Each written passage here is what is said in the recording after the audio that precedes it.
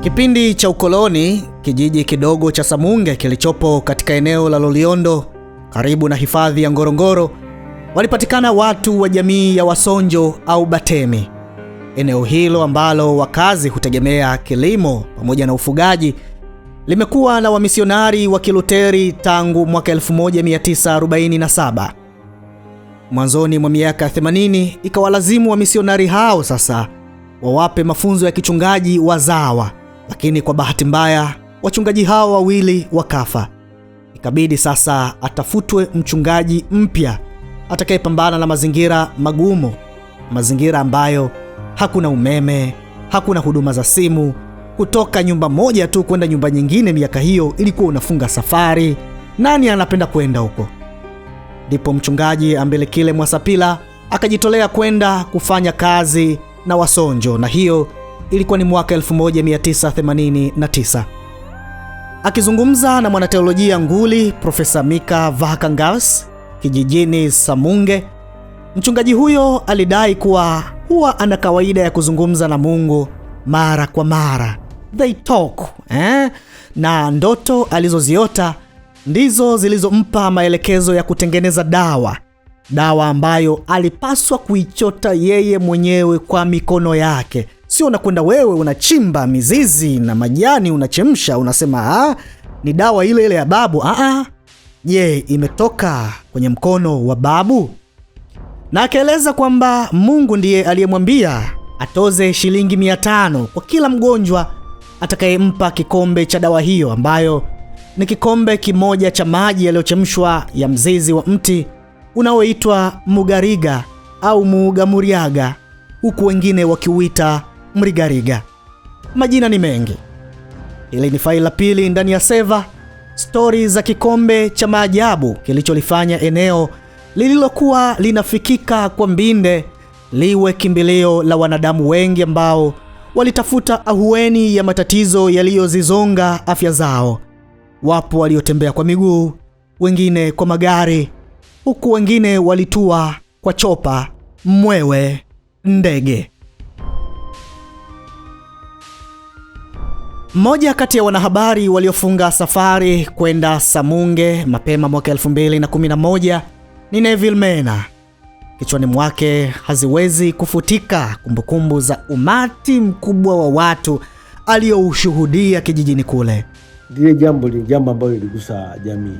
Kwa hiyo unaweza kutoka taarifa tu kama mtu yote alikuwa anasikia. Kutoka Arusha pale kwenda mpaka Ngorongoro, pale kuna kilomita karibia 400. Ilikuwa unalala sehemu inaitwa Waso. Waso ni mji mdogo ambao ndio makao makuu ya kama mji wa kibiashara wa wilaya ya Ngorongoro. Alafu Samunge ni bondeni kule, ni mbali kidogo, sio karibu. Na wakati ule kumbuka huduma za bodaboda zilikuwa hazijaanza, huduma za pikipiki. Pengine ingekuwepo ingekuwa rahisi zaidi. Kwa hiyo nikasafiri mpaka Arusha, nikafika Arusha baadaye kaenda Ngorongoro. Kwa hiyo tunaona watu wanapokuja kunywa dawa na kuondoka. Kutwa wanafungua kuanzia asubuhi saa 2 na walikuwa wanafunga saa 4 usiku. Na ile saa 4 inapofungwa sio kwamba ni watu wameisha, basi inakuwa ndio mstari umekatwa. Kwa hiyo ukilala ukikatwa mstari kwako, basi asubuhi unakuwa wa kwanza kupata kikombe cha babu. Misururu ilikuwa mirefu sana. Kuna siku tulisafiri, tulitembea kwa gari kufuata misururu, lakini hatukufanikiwa kufika mwisho. Na katika ile misururu ulikuwa unakuta kuna watu wanasufuria wanapika. Sasa wameshakaa siku 2-3 wale wanaishije? Wanapika, wanakula, angalau foleni usogee. Na kukipambazuka basi inakuwa ni starehe walao kuliko ule usiku. Wake usiku watu wanalala huko maporini na vitu kama hivyo. Alichokiona Mena ndicho alichokutana nacho bwana mmoja ambaye kwa bahati mbaya alifika na kukutana na baridi la kufa mtu. Nakwambia alivyofika hapo Waso akauliza wenyeji, jamani, kwa babu ndo hapa au vipi? Akamwambia hapana, hapa pumzika tu, safari ya kwenda Samunge bado kilomita kibao. Na akasema vipi, kwa hiyo hawa watu wote waliopo hapa wote wanaenda kuchukua kikombe? Akaambiwa ala, wamefuata nini huko? Na akaambiwa kwamba wote hao walikuwa wanatembea kwa mguu. Akicheki umbali kilomita za kutosha. Na pale Waso wengi walilala nje na baridi hilo hilo, kwani mahema yaliyokuwa yanakodishwa yalikuwa ni bei ghali. Hema la gharama nafuu lilikuwa ni shilingi 25,000 na ndani lilikuwa na kile kigodoro saizi ya godoro la mwanafunzi. 25,000 mwaka 2011. Imagine. Watu walilala. Anasema siku anaanza safari ya kutoka Waso kwenda Samunge, lilikuja roli likiwa na watu takriban 100. Ndani wengine walikuwa ni hoi bin taban, watu ambao walikuwa hawawezi hata kuliona jua kutokana na umahututi wao, na walikaa ndani kwa muda mrefu. Nakumbuka kuna wakati alikuwa atakuja kwa malori. Kwa hiyo likifika pale sasa ule mstari unasimama kwa sababu lori linashusha watu wengi. Baada ya kuonekana kwamba watu ni wengi sana. Kwa mfano ilikuwa ikifika habari ya malori yamefika, wale wanaenda kuhudumiwa mle kwenye gari. Kwa sababu yule mzee alikuwa yeye ndiye anayechota ile dawa.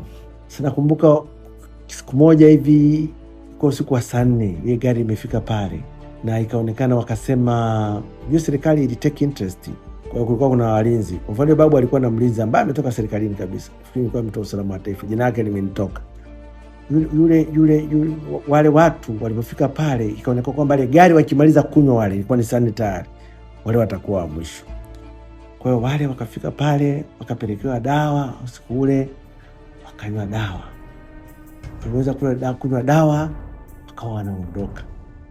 Wakati wanaondoka walikuwa wanapiga vigelegele. Yaani wanafurahi kwamba hatimaye wamefika pale na dawa wamekunywa. Lakini wakati huo ulikuwa kuna tukio la pili na watu wanaolia machozi kwamba mstari umekatiwa kwao. Kwa hiyo wale wanafurahi, wanashangilia, wameshakunywa dawa, hawa hapa maskini ya Mungu wanalia kwamba tunalala tena hapa mpaka asubuhi. Wengi walipopata dawa walimshukuru Muumba, kwani kumfikia tu babu na kupewa dozi ilikuwa ni sehemu ya kukamilisha mission, kama anavyokumbuka mwanahabari Musa Juma.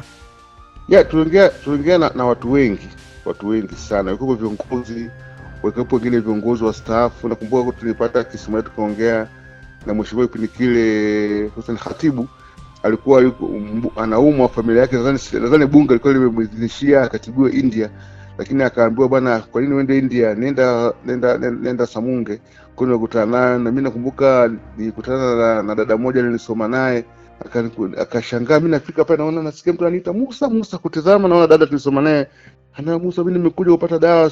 Alikuwa ameolewa na zaidi ya miaka nadhani 4 kwa hajapata mtoto. Na baba, mume wangu amenigaramia, nimekuja mimi kupata kikombe, naomba nisaidie na nini, nisikia upo huku.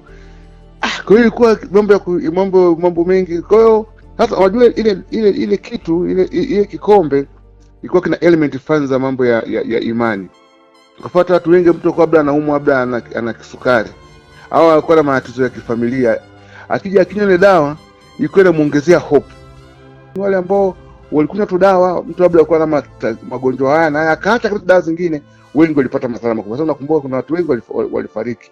Unakuta mtu labda amekuja kwa maututi, anatolewa hospitali, anakuja pale anakunywa dawa ile kikombe, kitoka pale anafanya labda alikuwa na dozi zake hani, maana ilikuwa mtu ukinywa dawa si rahisi siku ile uweze kuondoka kufika labda mjini.